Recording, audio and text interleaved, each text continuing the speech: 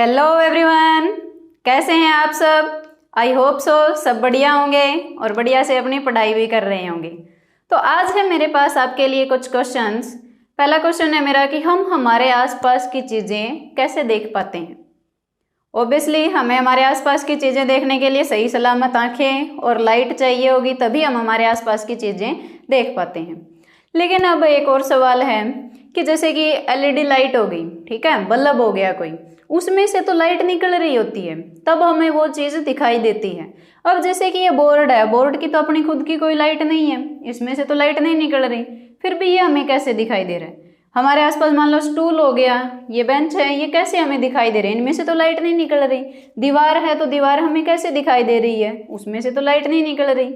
जैसे कि सन हमें दिखाई देता है, क्यों? क्योंकि सन की खुद की लाइट है। सूरज क्या है, एक आग का गोला है, उसमें से लाइट आ रही है और उस वजह से वो हमें दिखाई दे रहा है।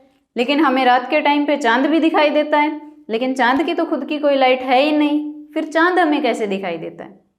एक और क्वेश्चन कि हमें दीवार के आर पार दिखाई नहीं देता, लेकिन दीवार के आर पार हमें सुनाई तो दे जाता है। लोग बोलते हैं ना, दीवारों के भी कान होते हैं, तो दीवार के आसपास आर पार हमें सुनाई दे जाता है, लेकिन दीवार के आर पार हमें दिखाई नहीं देता। ऐसा क्यों? सोचिए जरा, थोड़ा सा दिमाग लगाइए। बाकी अपनी इस वीडियो में आपको इन सभी क्वेश्चंस के आंसर मिलेंगे बिल्कुल क्रिस्टल क्लियर। तो स्वागत है आप सभी का सुदेश क्लासेस में, और आज हम इन्हीं क्वेश्चंस के आंसर जानने वाले हैं, तो बने रहिए हमारे साथ। चलिए देखिए, आपके मोस्टली क्वेश्चंस का आंसर है रिफ्लेक्शन ऑफ लाइट। लाइट के रिफ्लेक्शन की वजह से हम हमारे आसपास की चीज़ें देख पाते हैं। तो देखते हैं रिफ्लेक्शन ऑफ लाइट क्या होती है। उससे पहले एक बार समझ लीजिए कि लाइट क्या होती है। लाइट क्या, कोई चीज़ नहीं है, कोई सामान नहीं है। लाइट क्या है? लाइट एक एनर्जी की फॉर्म है जो हमें चीज़ों को देखने लायक बनाती है, कि जिस वजह से हम चीज़ें देख पाते हैं, हमारे आसपास की जो सामान है वो हम देख पाते हैं। तो लाइट क्या है? Light is a form of energy which enables us to see the objects, जो हमें इस लायक बनाती है कि हम हमारे आसपास के ऑब्जेक्ट्स को देख पाएं। तो अब देखिए रिफ्लेक्शन ऑफ लाइट क्या होता है।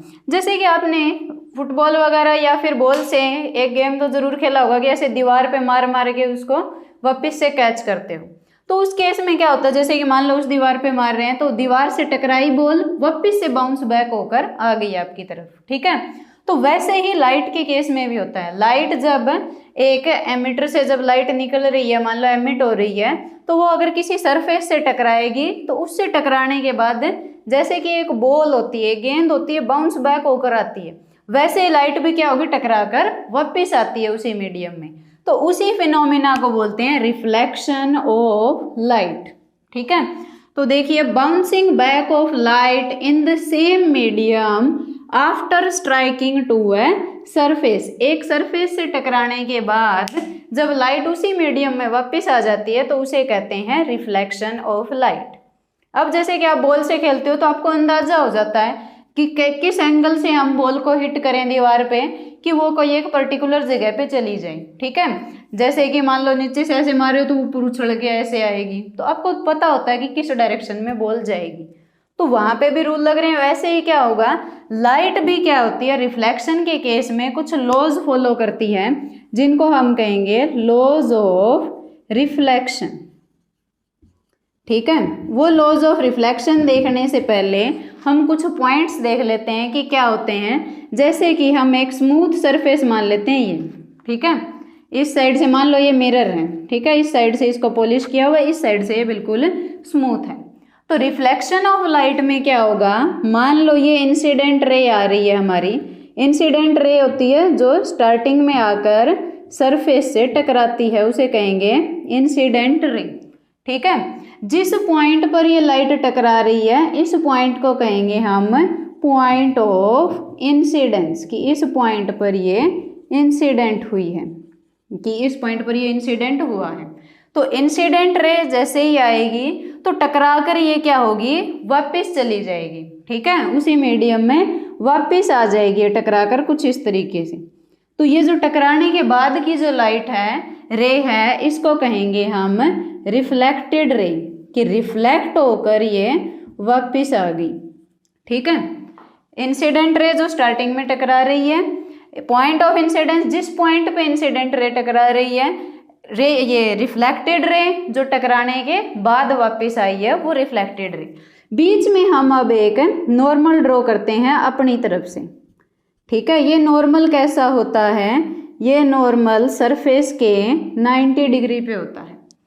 अब हम लॉज ऑफ रिफ्लेक्शन को समझ सकते हैं। दो रूल हैं हमारे पास रिफ्लेक्शन के, उसके लिए मुझे कुछ सेटअप करना होगा, वहीं से आपको अच्छे से समझ में आ जाएगा। तो ऐसे रटवाने की आई थिंक ज़रूरत नहीं है, तो करते हैं भाई कुछ।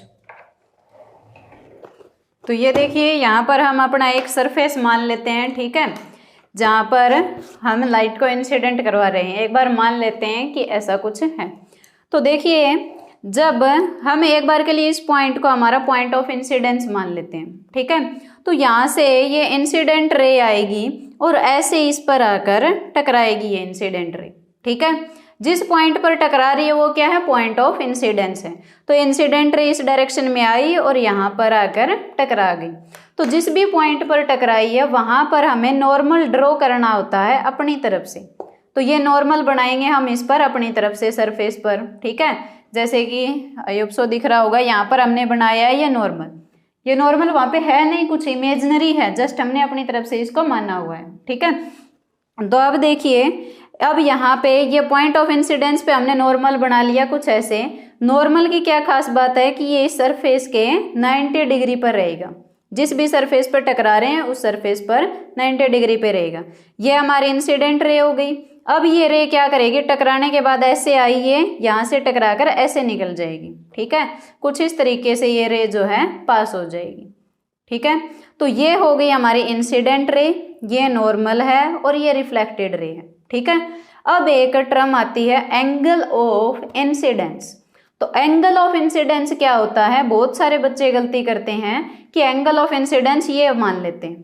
तो ये एंगल ऑफ इंसिडेंस नहीं होता, ये बिल्कुल गलत है। एंगल ऑफ इंसिडेंस क्या होता है कि जो हमने अपनी तरफ से नॉर्मल ड्रॉ किया है और जो इंसिडेंट रे है, उन दोनों के बीच में जो एंगल बन रहा है उसको हम कहते हैं एंगल ऑफ इंसिडेंस, ठीक है। इसी तरीके से एंगल ऑफ रिफ्लेक्शन होता है, वो क्या होता है, नॉर्मल और रिफ्लेक्टेड रे के बीच में जो एंगल बन रहा है उसको कहते हैं एंगल ऑफ रिफ्लेक्शन, ठीक है। एंगल ऑफ इंसिडेंट क्या, नॉर्मल और इंसिडेंट रे के बीच का एंगल, और एंगल ऑफ रिफ्लेक्शन क्या, नॉर्मल और रिफ्लेक्टेड रे के बीच का एंगल, ठीक है। आई होप सो क्लियर है आप सभी को। तो यहाँ पे ये हमारा क्या है, इंसिडेंट रे और नॉर्मल के बीच का जो एंगल है ये एंगल ऑफ इंसिडेंस है, इसको हम आई से रिप्रेजेंट करेंगे। और यहाँ पे नॉर्मल और रिफ्लेक्टेड रे के बीच का जो एंगल है ये है एंगल ऑफ रिफ्लेक्शन, इसको हम आर से डिनोट करते हैं, ठीक है। तो यहाँ तक ठीक है, आई होप सो। तो पहला रूल हमारा क्या कहता है कि आई जो है हमेशा आर के बराबर रहेगा, एंगल ऑफ इंसिडेंस बराबर आएगा एंगल ऑफ रिफ्लेक्शन के। अब दूसरा रूल देखिए क्या है, जैसे कि मान लो मैं ऐसे, ये हमारा नॉर्मल था, ये इंसिडेंट रे है, ठीक है, ये पॉइंट ऑफ इंसिडेंस था। अगर इंसिडेंट रे मान लो यहाँ पर आ रही होती तो ये होता पॉइंट ऑफ इंसिडेंस, तो यहाँ पे हम नॉर्मल बनाते, ठीक है। जहाँ पर भी इंसिडेंट रे स्ट्राइक कर रही है हमें वहीं पर नॉर्मल बनाना है। तो जैसे कि ये हमारा नॉर्मल हो गया, ये इंसिडेंट रे हो गई। अब मान लो इन दोनों के बीच का एंगल है 30 डिग्री, ठीक है। और फर्स्ट रूल के अकॉर्डिंग क्या है, दोनों ये और एंगल ऑफ रिफ्लेक्शन दोनों बराबर होने चाहिए। अगर मैं ऐसे बना दूं, मान लो ये एंगल है 30 का और इधर भी ये बना दिया 30 का, तो ऐसे रिफ्लेक्शन नहीं होती है। रिफ्लेक्शन का दूसरा रूल हमें क्या कहता है कि इंसिडेंट रे, नॉर्मल और रिफ्लेक्टेड रे तीनों एक ही प्लेन में आएंगी। एक ही प्लेन में आने का मतलब क्या है, एक अगर मैं ऐसे कार्डबोर्ड लगाऊं इन पे तो तीनों उस पर आ जाएंगे। ऐसा नहीं है कि दो तो आ गई तीसरी नहीं आ रही। अब जैसे कि ऐसे मैंने अरेंजमेंट की हुई है, अगर मैं ऐसे रखूं इसको, अगर यहाँ पे मैं कार्डबोर्ड लगाऊं तो ये दो तो आ गई, रिफ्लेक्टेड रे और नॉर्मल ये दोनों तो आ गए हैं, लेकिन इंसिडेंट रे नहीं आई है। अगर इधर एक कार्डबोर्ड लगाएं ऐसे करके, मान लो समझो इसको थोड़ा सा, तो ये दोनों तो आ गई, इंसिडेंट रे और नॉर्मल, लेकिन रिफ्लेक्टेड रे नहीं आई है। तो ये क्या होते हैं, तीनों एक ही प्लेन में होते हैं, जैसे कि इस तरीके से कर सकते हैं। अब यहाँ पर अगर हम एक ये प्लेन लगाएंगे तो सारी क्या है, एक ही प्लेन में आ जाएंगी ये, ठीक है। एक कार्डबोर्ड लगा कर देखेंगे, ऐसे हो सकती है लेकिन सारी रहेंगी क्या, एक ही प्लेन के अंदर रहेगी, ऐसे भी मूव कर सकती है, ये सारी एक ही प्लेन में रहेगी। तो फर्स्ट रूल हमारा क्या है कि एंगल ऑफ इंसिडेंस बराबर होता है एंगल ऑफ रिफ्लेक्शन के। सेकेंड रूल क्या कहता है कि इंसिडेंट रे, नॉर्मल और रिफ्लेक्टेड रे तीनों एक ही प्लेन में लाई करती हैं। ठीक है,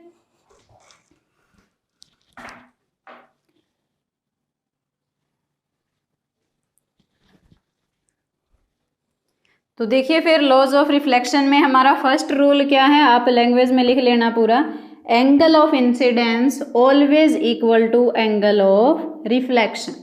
ठीक है, सेकेंड रूल हमारा क्या कहता है, इंसिडेंट रे,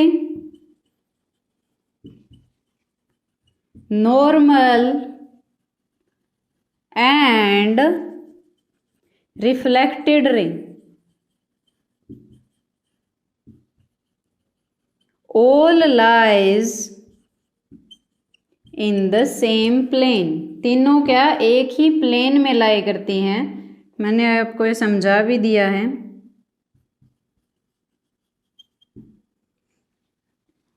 ये क्या लिखा हुआ है, रिफ्लेक्टेड रे है भाई, स्पेलिंग ठीक कर दे। तो देखिए फिर ये थी हमारी रिफ्लेक्शन। रिफ्लेक्शन की वजह से अब हमें चीजें कैसे दिखाई देती हैं, और क्या हर जगह पे लॉज ऑफ रिफ्लेक्शन ओबे होता है, तो यस हर एक जगह पे लॉज ऑफ रिफ्लेक्शन जो है ओबे होता है। ठीक है, लाइट जो है हर जगह पे अपने रिफ्लेक्शन के रूल फॉलो करती है। जैसे कि अब हमें मान लो आपको ये बोर्ड दिखाई दे रहा है, तो ये बोर्ड आपको कैसे दिखाई दे रहा है, सामने एक लाइट है, लाइट से मतलब बल्ब है एक एलईडी लाइट, उससे यहाँ पर लाइट स्ट्राइक हो रही है और वो यहाँ से टकराने के बाद सीधा कैमरे की तरफ जा रही है। ठीक है, तो उस वजह से फिर लाइट यहाँ से टकराने के बाद लाइट आपकी आंखों तक जा रही है, तो उस वजह से फिर आपको ये कैमरा बोर्ड जो है दिखाई दे रहा है। ठीक है, कोई भी चीज़ हमें दिखाई कैसे देती है, जैसे कि मान लो टेबल दिखाई दे रही है, तो टेबल किस वजह से दिखाई दे रही है कि टेबल से जो लाइट स्ट्राइक की है, टेबल से टकराने के बाद लाइट आपकी आंखों तक पहुंची है, तभी आपको टेबल दिखाई दे रही है। तो क्या है फिनोमिना कि रिफ्लेक्शन तो होती ही है कि लाइट जो रिफ्लेक्ट कर कर हमारी आंखों तक पहुंचनी चाहिए, तभी हमें कोई चीज़ दिखाई देती है। जैसे कि चांद है, चांद कैसे दिखाई देता है, सन की लाइट जो है वो चांद पर गिरती है और वो टकराकर फिर हमारी अर्थ तक पहुंचती है रिफ्लेक्ट करके, और फिर हमें चांद दिखाई देता है क्योंकि वो चांद से टकरा कर आई है। जिस भी ऑब्जेक्ट से लाइट टकराकर हमारी आंखों तक पहुंचेगी हमें वो ऑब्जेक्ट दिखाई देता है। ठीक है, तो अब दीवार के आर पार हमें दिखाई क्यों नहीं देता, पहली बात तो ये क्योंकि वहां से लाइट टकराई है, जो लाइट तो है वहां पे, दीवार के उस पार भी लाइट तो है, लेकिन वो वहां के ऑब्जेक्ट से टकराकर हमारी आंखों तक नहीं पहुंच पा रही है। अब साउंड वेव होती है, साउंड तो हमारे कानों तक पहुंच जाती है, भाई दीवार तो बीच में थी लेकिन साउंड हमारे कानों तक पहुंच रही थी, लेकिन लाइट हमारी आंखों तक क्यों नहीं पहुंच रही है। तो साउंड जो होती है, साउंड वेव जो होती है वो मीडियम में से ट्रेवल कर सकती हैं, वो दीवार के आर पार आसानी से आ जा सकती हैं, लेकिन जो लाइट वेव है वो आधी उसके अंदर ही एब्जॉर्ब हो जाएंगी, एक तो आर पार नहीं आ पाएंगी। ठीक है, जैसे कि मान लो यहाँ पर एक दीवार हो गई,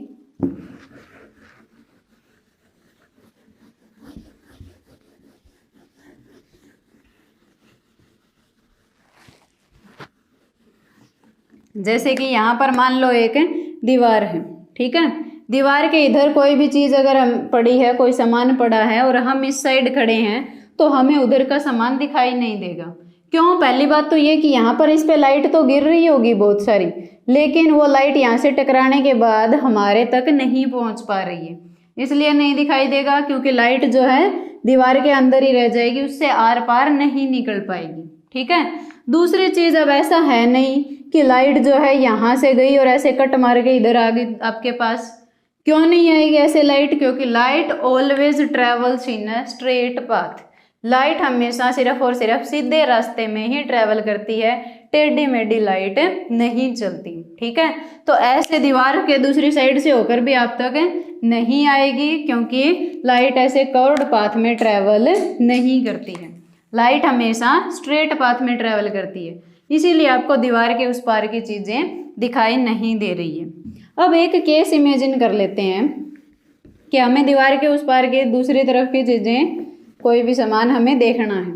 ठीक है, तो जैसे कि मान लो एक जुगाड़ है, वैसे आपको बताना है पहले कि वो क्या है, कि कैसे हम लाइट दूसरी तरफ की चीज़ें देख पाएंगे। जैसे कि मान लो ये दीवार है, ठीक है, दीवार ही है, वैसे मानना क्या है, बोर्ड हो गया, बोर्ड के पीछे दीवार भी है। अब मान लेते हैं एक बार के लिए कि यहाँ पर एक खिड़की है। सब लोग कह रहे होंगे कि खिड़की के आर पार हम देख पाएंगे। ठीक है, मान लो अब मैं इधर खड़ी हूँ, तो खिड़की के अगर बिल्कुल सीध में अगर मुझे देखना हो तो दिखाई दे जाएगा। क्यों? क्योंकि light travels in straight path, तो स्ट्रेट पाथ में तो मुझे दिखाई दे जाएगा। लेकिन अब मुझे अगर मेरे बिल्कुल पीछे इधर का कुछ देखना हो तो कैसे दिखाई देगा? क्या हम उसके लिए कर सकते हैं कि दीवार के इस साइड वाली चीज़ें मुझे दिखाई दे जाएं।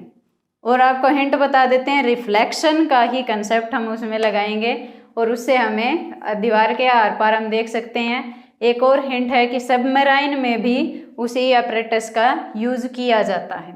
तो आप लोग बताना एक बार कि कैसे हम दीवार के उस पार देख पाएंगे। क्वेश्चन समझ में आया क्या? जैसे कि यहाँ पे खिड़की है तो उधर का तो बिल्कुल आसानी से दिख जाएगा, लेकिन अगर इधर का कुछ देखना हो तो ऐसे दीवार के आर पार दिखेगा नहीं, लाइट ऐसे कट मार के आएगी नहीं, तो कैसे दिखाई दे सकता है? तो ये था आज के लिए आपका क्वेश्चन, और इसका आंसर करने की कोशिश करना। थैंक यू सो मच, आज के लिए इतना ही। मिलते हैं अगले वीडियो में, तब तक के लिए take care, tata bye bye.